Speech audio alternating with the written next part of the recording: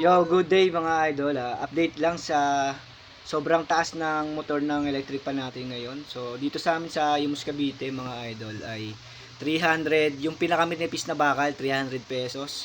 Tapos kapag makapal, aabot siya ng 320 pesos to 350 pesos. So, sobrang taas ng mga idol, di ba? So, kapag nasira yung motor, so lalagpas na siya ng 500. So, estimate natin mga idol. So, example, 300 pesos yung motor plus yung labor. Aabot na siya ng 450 to 500 pesos, di ba? So, yun lang yung yung pinalitan motor lang. Syempre, kapag sira ang motor, so may dahilan kung bakit nasira yung motor, pwedeng bushing, shafting, capacitor. So, hindi pa kasama sa 500 yun, di ba? So, siguro estimate natin mga idol, aabot ng 650 pesos to 700 pesos. So, ganun yung yung estimate natin para mabuo natin yung yung electric pan kapag sira yung motor. Syempre, may mga kailangan din palitan na piyesa. So, 650 pesos to 700 pesos mga idol. Ipapagawa pa ba ng customer natin yon? So, sa tingin nyo. So, para sa akin mga idol, yung 650 pesos to 700 pesos ay pasok pa naman yun mga idol. Pasok pa naman. Kasi, yung mga electric pa natin sa mall na nabibili, sobrang mahal na din mga idol. Yung Despa na maliit, 750 pesos. Sobrang mahal na mga idol Pero yung 750 pesos na mabibili sa mall na Despan ay aluminum yung motor. So, yun yung problema. Hindi siya copper. So, wala rin, mabilis din masira yun mga idol. Kaya, para sa akin, pasok pa rin yung mga idol, yung mga nabibili natin sa mga gumagawa ng electric pan na 650 to 750 pesos. Pasok yung mga idol.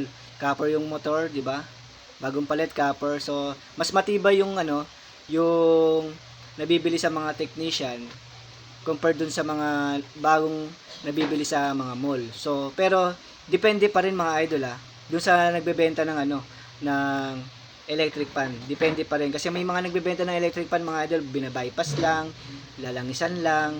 After 1 week, masisira na, 'di ba? So, yun yung magiging problema.